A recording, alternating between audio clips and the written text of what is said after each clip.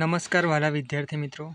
આજે હું તમને એટલું જ કહેવા આવ્યો છું કે હવે ટૂંક સમયમાં પોલીસનું જે રિઝલ્ટ છે એ બહાર આવશે, બરાબર. મતલબમાં પોલીસનું રિઝલ્ટ છે એ જાહેર કરવામાં આવશે, બરાબર છે.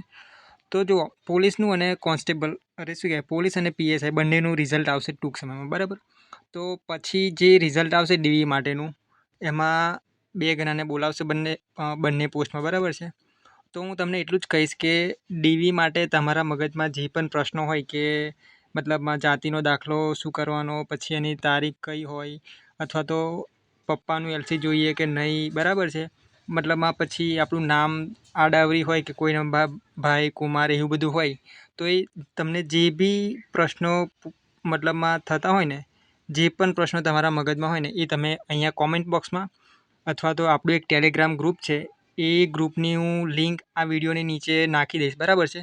તો એમાં તમે કહી શકો પ્રશ્ન, અથવા તો આ વિડીયોની નીચે કોમેન્ટ બોક્સ છે એની અંદર બી તમારા પ્રશ્નો, જે બી તમને ડીવીને લઈને પ્રશ્નો હોય ને, એ પ્રશ્ન કહેજો. કારણ કે આપણે 3-4 દિવસની અંદર એવું પ્લાનિંગ કરીએ છીએ કે આપણે છે ને એક પોલીસમાં જ છે, મતલબમાં ગઈ ભરતીમાં લાગ્યા હતા એક ભાઈ, બરાબર છે, જે આપણા મિત્ર જ છે. એમની સાથે આપણે ટૂંક સમયમાં એક વિડીયો બનાવવાનો છે, બરાબર છે. તો થશે કેવું કે તમારા પ્રશ્નો મારી પાસે આવશે ને, તો હું એ બધાને એકસાથે કાગળમાં લખી જઈશ, બરાબર છે.